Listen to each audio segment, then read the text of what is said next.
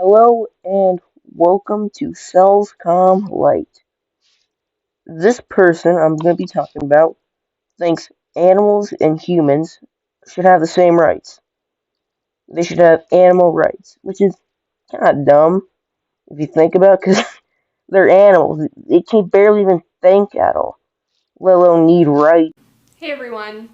This video was partly inspired by Seb Alex's video titled Dear Human Rights Activists, We Need to Talk, which outlined the ways in which the animal agriculture industry exploits workers and harms humans.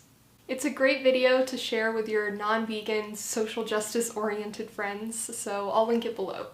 He mentioned in the video that the points he was making were additional reasons to go vegan, and that the argument for animal rights is reason enough. So I wanted to expand on that and make the case for animal rights to human rights advocates who have yet to embrace veganism. Okay, let's just hear her out and see hear why she thinks animals and humans should have equal rights. I want to start out by saying that in discussing this concept of human supremacy, I'm not equating humans and non-human animals. The differences between humans and non-humans are greater than the differences between racial groups, genders, or sexual orientations. To Well, yeah, because those are humans, and humans are worth more than animals. argue for animal rights is not to argue that non-human animals should have all the same rights as humans. Animal rights advocates are pushing for basic rights for non-human animals, such as bodily autonomy and a healthy environment. But Okay, first of all, I understand why we'd want them to be in a healthy environment, because, I mean, I wouldn't want to eat like an animal if I knew it was living in like its own filth, because it's nasty. And, well, second, bodily autonomy for an animal, I mean, how would that even work? Like, what if because you believe we are animals, and we are, what if we violate the bodily autonomy of an animal? Bad in your eyes, right? But what if another animal violates the bodily autonomy of another animal? We can't put it in jail or something. Like, what are we supposed to do? It makes no sense because how would it even know? We know we have bodily autonomy because we're sentient. We are actually sentient. And to some extent, I do think animals are, but like, not to the extent we are, right? So, how would it use it? And it wouldn't even know it had it. The most it knows is I don't want to die. Please don't kill me, right? But it's the way of life that things do die. I mean, if what you do what you want to do, it's not like, for instance, like goats are gonna live to the age of 20, right? Or maybe a better example would be like cows, right? They wouldn't live to the age of 20 or 30. They'd still get hunted and killed. You're doing nothing. You're just taking us out of the equation, leading to actually nothing. The only thing that'll change is species are gonna die like cows because they are just completely supported by us. Your idea is just stupid in that idea, like in that sense. Like, I don't know. But your idea of bodily autonomy for an animal that doesn't even know it has bodily autonomy, other than the fact it doesn't want to die, right? And the predators wouldn't even know it has bodily autonomy because it sees it as nothing but food. So, what is your point? many things we consider to be basic human rights, like education, freedom of assembly, or the right to vote, don't apply to non-human animals. It wouldn't make sense to extend such rights to other species. I believe healthcare is a human right because we have the resources to provide healthcare for all people. In an ideal eco-socialist system, Okay, of course the socialists. I don't even know. I didn't even see that coming, but of course they are. So they think that they should cut off a major food supply, force everyone to get basically equal pay, force everyone to not even celebrate their, like, what they worked for their whole life. None of that. You can't eat meat because they you can't eat meat. The government would probably ban it, imports, and you probably couldn't even export it, which is a major thing. Like, this is probably the dumbest thing, probably ignorant, I've ever heard. Just let the term eco-socialist sit in your head. Not very good idea. Just any form of that is never good. We could expand veterinary care, but we don't have the capacity to care for every sick or wounded animal in the wild. Given that we have limited resources, I think we are justified in prioritizing our own kin. In the same way we're justified in protecting our own and putting the needs of our family and friends before random strangers in dire circumstances. Non-human animals are significantly different from us in many regards, which is why I wouldn't equate humans and non-humans. And likewise, I wouldn't equate a dog with a fruit fly. The problem is that we're so focused on all of our differences that we fail to recognize our similarities. And it is precisely those similarities that makes it morally inconsistent for us to withhold basic rights like the freedom from exploitation from other animals. So it is good that we exploit them because it benefits us and our entire species of humans. Okay? And also, in turn, benefits them because their species grows because we need it to grow. Okay? The word exploiting, well, it's not bad that we're exploiting them because we benefit. It supports our whole species, right? I mean, I already said that. So any point against exploitation of animals would lead to an entire vegan society, right? And removing that personal choice that either you could be vegan or you could not. Whole thing was that stupid ideology she said, where everyone would have to be vegan, right?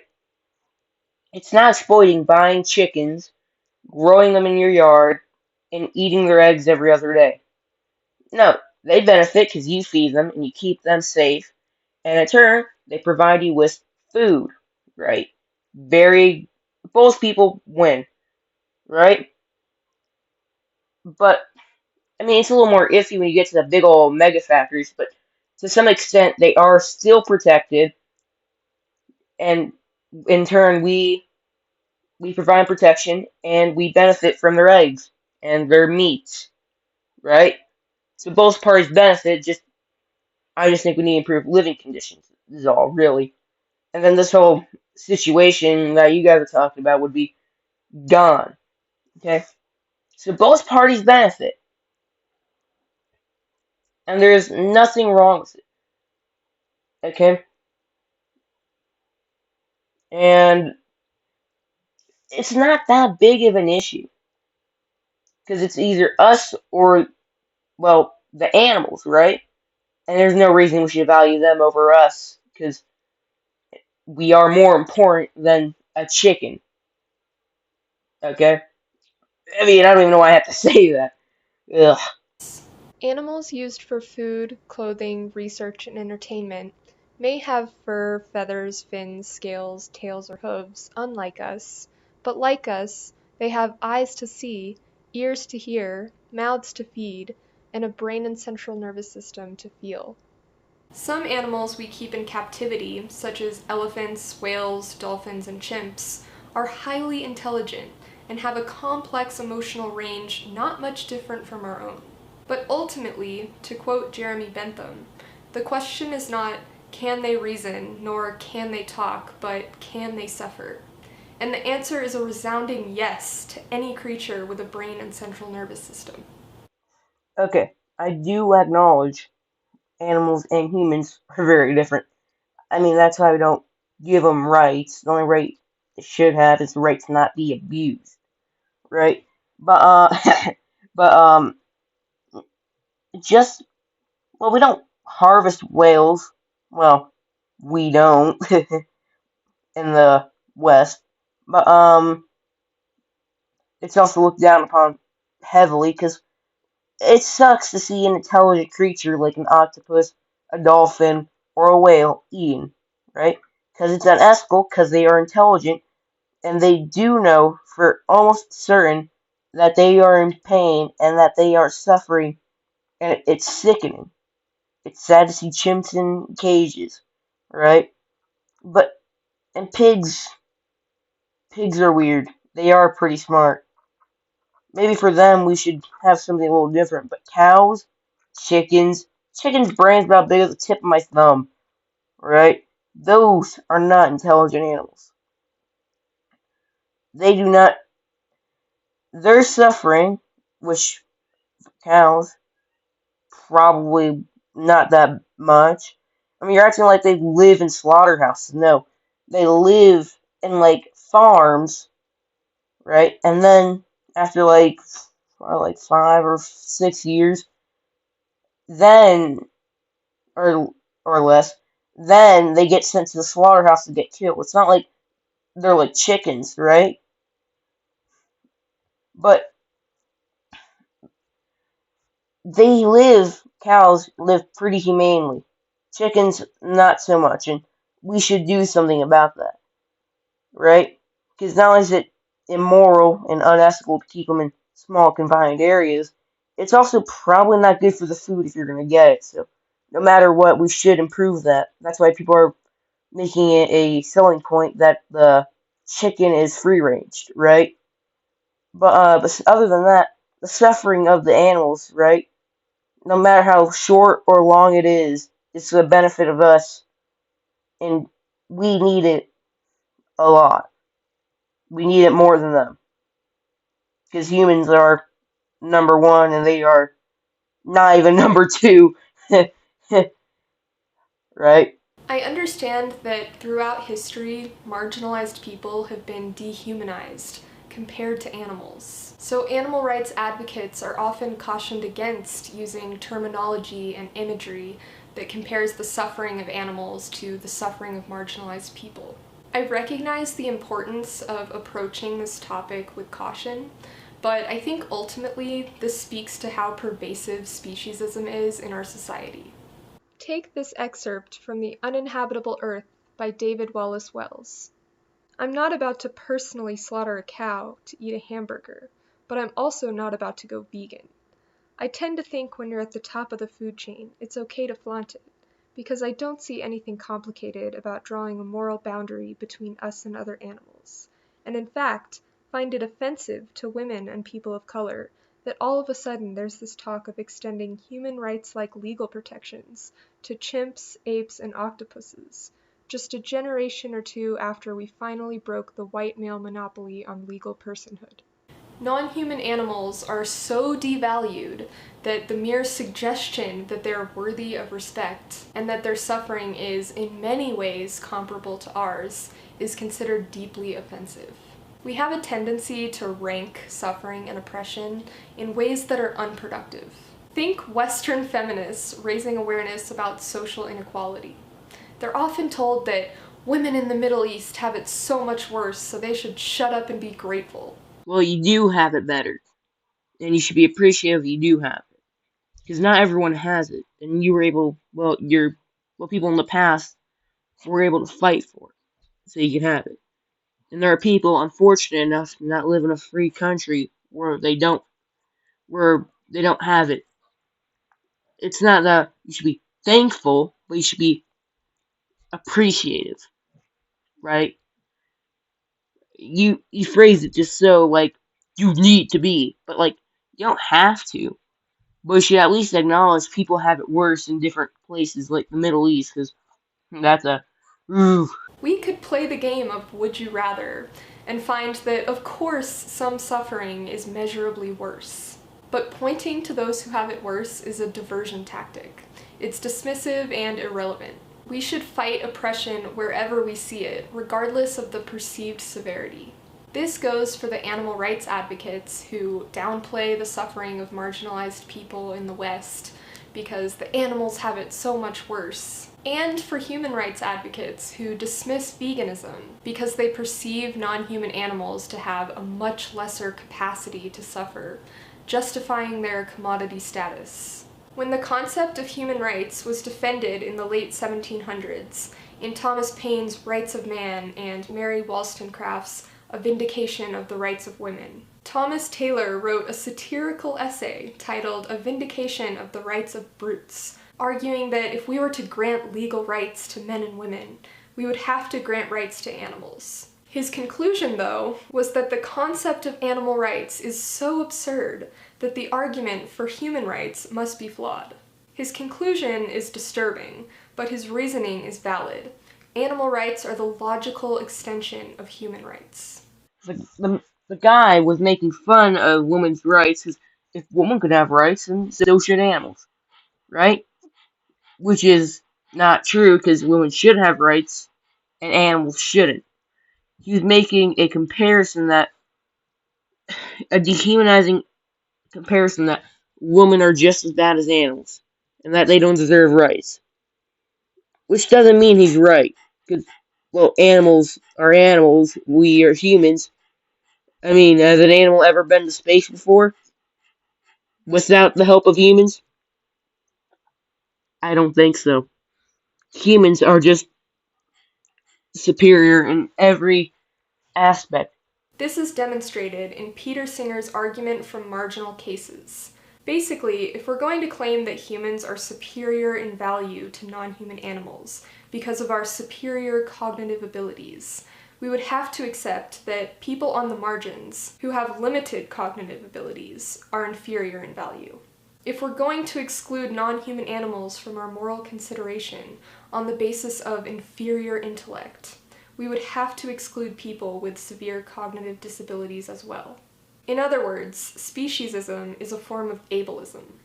Okay, I probably wouldn't have made this video, right, if she didn't say that, right? Because it is so wrong, yep, on so many levels.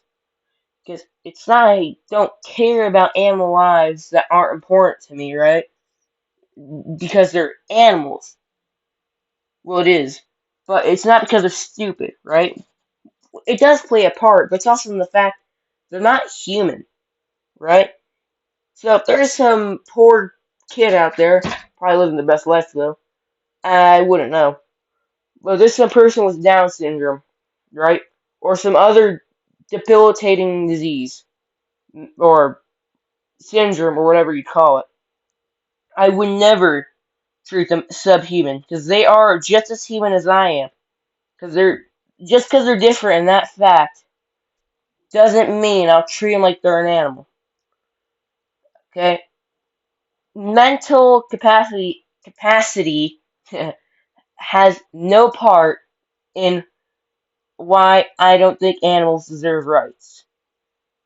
It is the fact that not only are they dumb, right? But they're animals, not humans. They are not humans, they're everything but humans.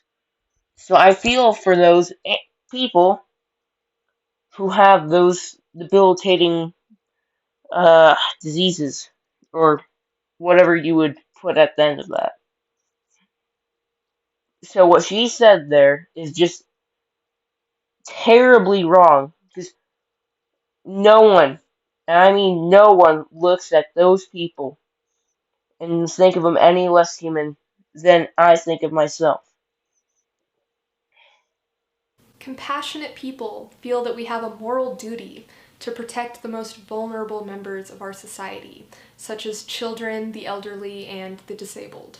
It's a child's innocence that makes us especially horrified when harm is done to them. Human supremacy is represented in our disregard for the most vulnerable and innocent among us, non-human animals. Most people... Humans are really innocent creatures on Earth.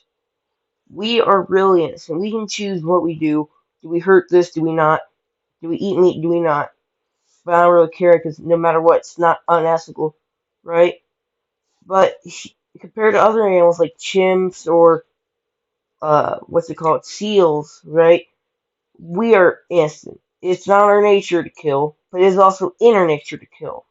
But some species are either forced to kill or not. View humanity as separate from the animal kingdom, despite the fact that we undeniably belong to the animal kingdom. I acknowledged previously our relevant differences regarding specific rights, but our attitude of unquestionable superiority is unjustified. Our ego creates an illusion of separateness, and modern society reinforces this illusion of separateness. Where do I even start? So the man's on the top, women's secondary, which is wrong. It'd be men and women on top. I'd probably put like a octopus next to the whale. I mean, it is so wrong. Like no one thinks like that. Humankind on top, everything like leading down and intelligence down. That is the most retarded thing I've ever seen. Like, what is that? No person who thinks humans are the best creatures on earth, which we are, thinks women are below man. They are both equal in that regard. What are you saying? Anthropocentrism, the belief that human beings are the most important entity in the universe, interprets or regards the world in terms of human values and experiences. It is also referred to as human supremacy or human exceptionalism. Okay, of course, when humans do something, right, they'll think of humans and barely anything else. They'll think, if I put the city here, how will it affect the local area? But also, mainly, how would it affect humans? We're not making cities for for animals. That'd be stupid. But what we're really doing is making stuff for us by us. It'd be so stupid if it was the other way around. Like, of course, humans are going to be human centric. Duh. We consider about the environment, how it could impact that if we put a factory here, right? And how cutting down forests is bad, right? We consider that, right? But, like, we also consider how it will benefit us. That, oh, we always should consider us first, animals second. Environmental, in between. Anthropocentrism is not simply prioritizing the needs of our own species. It's valuing other species only on the basis of how they can serve us. It is serving human interests at the expense of other species. This belief stems from religion. Man was created in the image of God and given dominion over all the other creatures. Only humans have souls. Charles Darwin shook things up when he released On the Origin of Species, because to accept the theory of evolution, you must accept that humans are animals. I am not denying the fact, the fact that is humans are animals, right? Duh. I mean, we evolved from apes, and those evolved from like little mice things or whatever, right? We are undoubtedly animals, okay? But here's the thing. We are the best animal on this planet. We can do all the other animals do, but better. We can go faster. We can go to other places. We can go to like, there's a reason why there's damn near 8 billion of us. We have cracked the code. We are the best animals to have ever existed on this planet. In almost 100 or 200,000 years, okay? We have changed how this world runs. We are superior to every other animal. We can take advantage of every other animal. We are just the best animal, period. Okay? Primates, to be exact. We are Homo sapiens, a product of natural selection. By some metrics, we are superior to other species, but by other metrics, other species are superior to us. Dogs have a superior sense of smell, for example. Bats have a superior sense of direction. There are a few traits, opposable thumbs, among a few others, that gave us an evolutionary advantage over other species and set us on a trajectory to global domination. Okay, here is the thing. We are better than every single animal you mentioned. Bats, they got a superior sense of direction. Well, we can make planes with an even better sense of direction. Okay? What about dogs, right? We can make little chips that are better than their noses. Okay? Okay, say a bear. What does a bear have superior than us? Strengths. What can we make? Guns. What can guns do? Guns, they're called the great equalizer for a reason. They can kill anything, no matter how strong you are, or they are. A 50 cal to anything will kill anything. Unless it's like a whale, but like, we're not doing that. Okay? So, no. We are smart. We got thumbs that allow us to make planes and like that sort of thing. But thumbs and our brain is a wicked combination that allowed us to conquer the earth.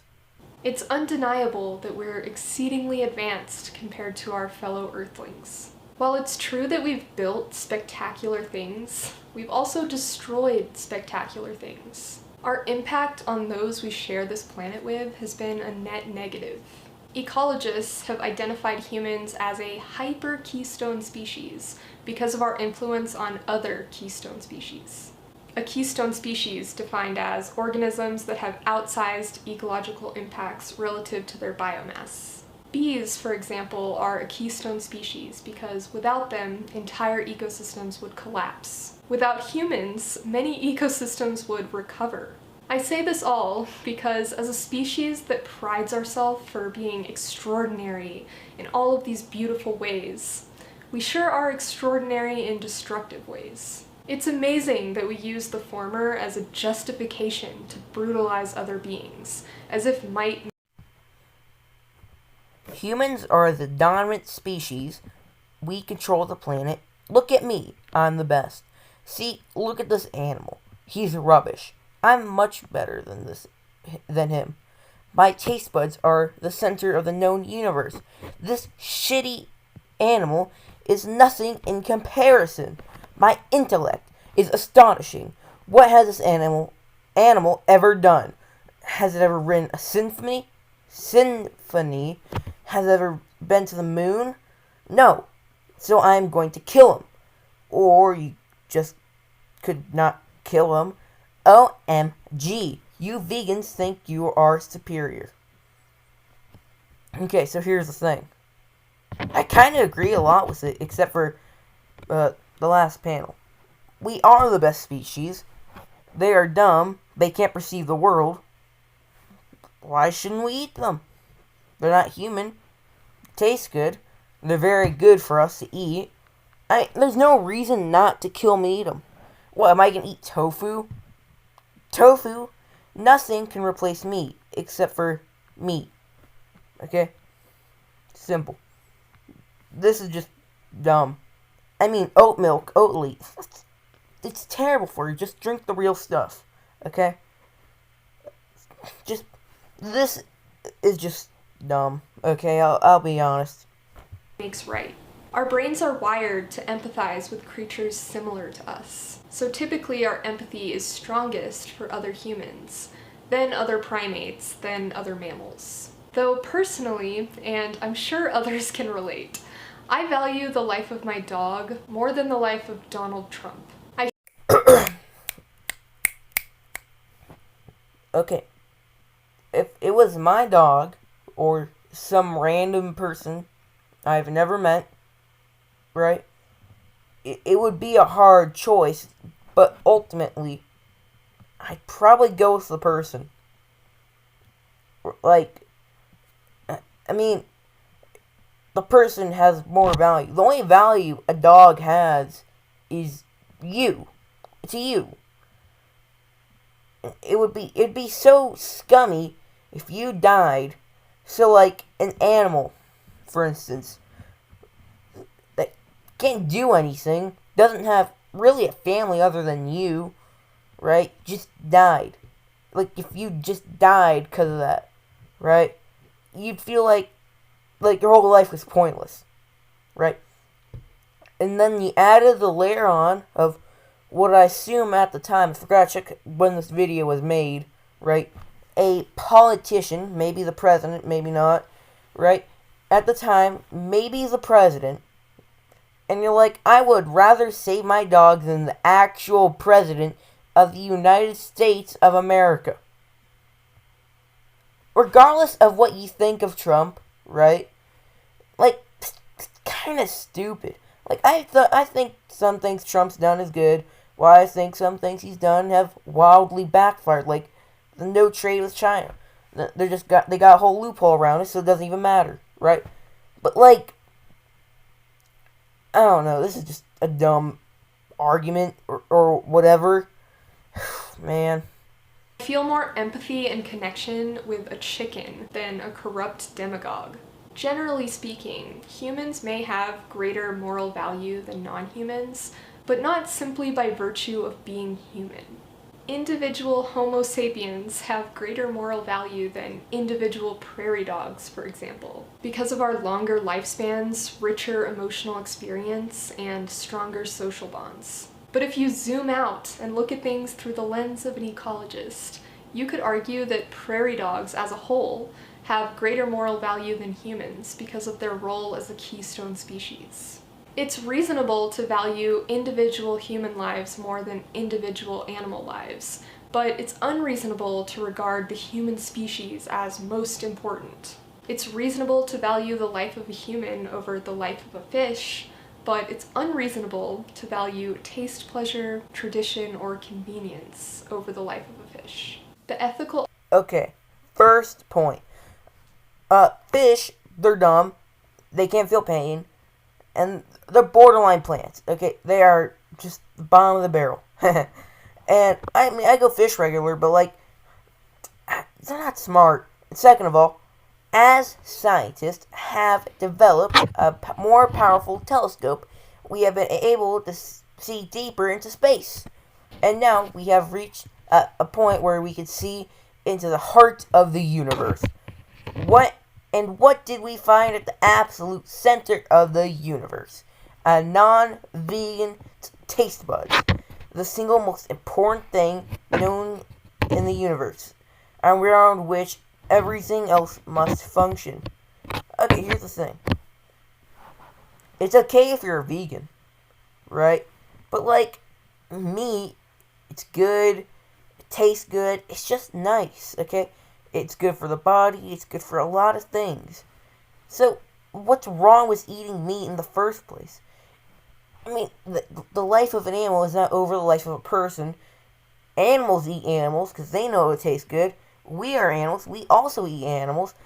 There's nothing wrong with eating meat, okay? There's nothing wrong with going to your backyard, shooting a squirrel, skinning it, while it's dead, of course. Make sure it's dead, because that'd be cruel. And then just cooking it up and eating it. There is nothing wrong with that. It's in the animal nature, not just human nature. Animal nature. There's nothing wrong with it. God. Argument for veganism, of course, rests on the fact that it's unnecessary to exploit and kill animals for our survival and well-being. If it were necessary, we could fall back on the circle of life argument. Going back to my point earlier about how animal suffering is, in a lot of ways, comparable to ours, there are many valid comparisons between the oppression of humans and the oppression of non-human animals. Although comparisons are not equivalences, they are often interpreted as such. This doesn't mean we should shy away from making these comparisons, but that we should be explicit that we're not equating human lives with animal lives. Human supremacy is represented in the euphemisms we use to describe the horrific acts done to animals, and the refusal to call a spade a spade. I stand by the use of words like slavery, rape, and Holocaust to describe what we do. This is a quick one. Who is raping animals? Like, no one's doing that. If you do that, you're sick. Like, you're sick in the head. And, like, enslaved animals, I mean, they're not humans. Nothing really wrong with buying an animal, buying a chicken. Okay, just say that quick. To other species, because these are accurate descriptive terms. Orcas at SeaWorld, for example, are forced to perform tricks for entertainment. Okay, so what they did at SeaWorld is terrible, because orcas, they're smart creatures, okay? They're very smart. What they did to them is unethical, because they're smart. They're not as smart as us, right? But they should be treated with some respect. Whales, or anything like them, are usually very intelligent. It's wrong to do that, okay? I'm not defending SeaWorld here. What they did was, what I'd say, probably actual exploitation, right? It was wrong. It was just, yeah, it was bad. I'm not defending SeaWorld. Profit. That is slavery. I recognize that in certain contexts, comparisons like these can be inflammatory and insensitive. Take this billboard, for example. In conversation or in an article, you can explain the nuance. On a billboard, you can't. The juxtaposition of these images conveys a message of equivalence. While I believe factory farming is a holocaust of epic proportions, I do not believe that Jews are equal to chickens. This was not a strategic move, in my opinion. Some people aren't ready to hear this message, and will react negatively and take offense, no matter how calmly and rationally you explain. But for others, a strong message, such as this,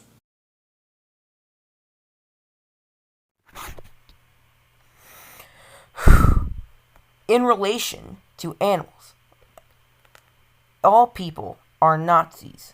For animals, it is an internal Treblinka, or I don't know how to say it. Okay, so here's the thing.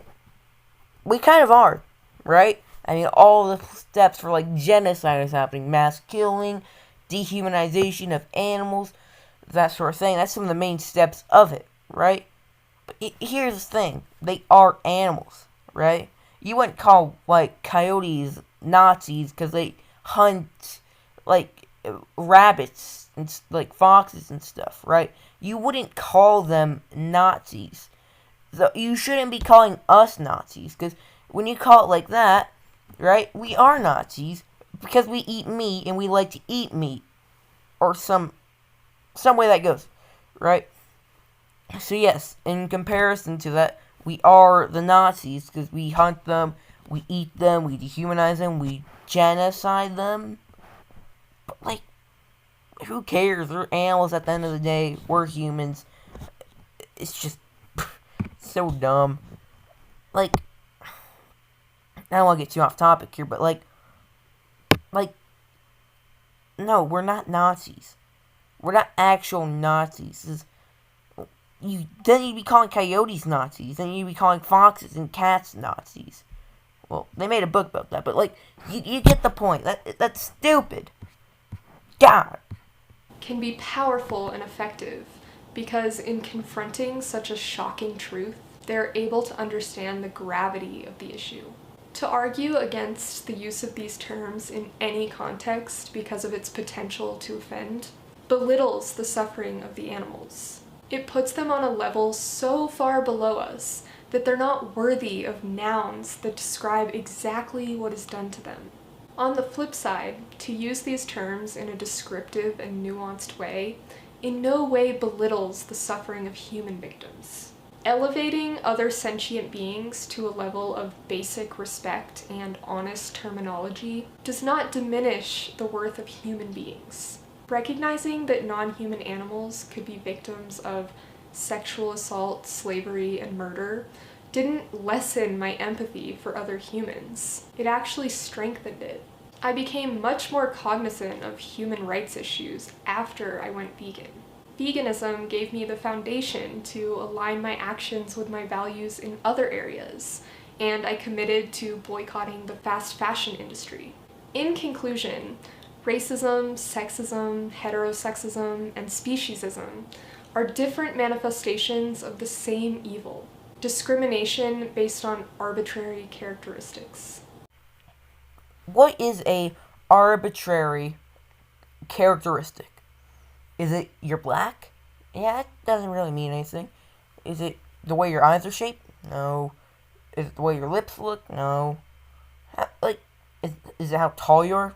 I mean, that could have an effect on your job. But, the thing is, it's not really arbitrary. If, the thing you're comparing us to has wings, has a beak, has a tail, has giant sharp teeth, that's not really arbitrary. That's a whole other species.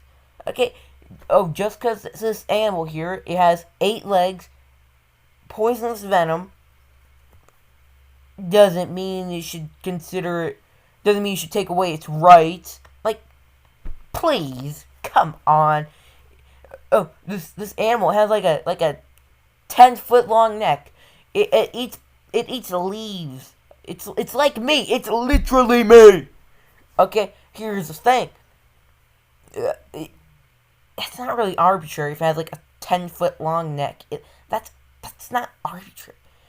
Arbitrary means menial, very small difference, right? It doesn't matter, right? It doesn't matter he's black. It doesn't matter he's white. He's still a human. Please. To be consistent in your fight for human liberation, you must embrace the movement for animal liberation and go vegan. It truly is one struggle, one fight. Liberation has truly lost all meaning. Fat liberation. What? Gender liberation. Human liberation, I understand. Animal liberation. What? It's been so ruined, so watered down. It's lost all meaning. The whole point of animal liberation's stupid. Human liberation's, it's good. We don't want slaves building buildings in Dubai, or Uyghurs being genocided, or anything like that, okay? We don't need it. We need human peace, but that's too much to ask for. We gotta be content with what we got. Thank you so much for watching. Give this video a thumbs up. Let me know what you think down below, and please share it. I want people to see this. Alright, peace out.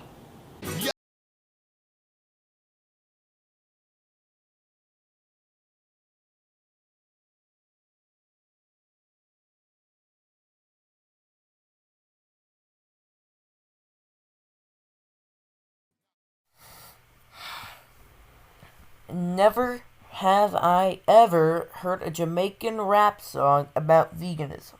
I kind of wish I didn't, but I guess I did now. But, her whole point of this video was dumb. I'm not gonna, I'm probably gonna link her channel in the description, because I feel it'd be a little wrong not to link her. But, man, I don't know, I've spent a bit on this video. I've been trying to do different ways of making these, and, just try to make it quick, but, clearly, I think it's been, almost, 3 months or 6 months since I posted. Ugh, terrible, I know. And, at least you guys got something big, but, I don't think you guys like it. I don't even think anyone's watching this to begin with. But, oh well. But, goodbye, and humanism, #1 on top. And yeah, this person doesn't understand anything at all, comparing us to Nazis. So yeah, goodbye. See you in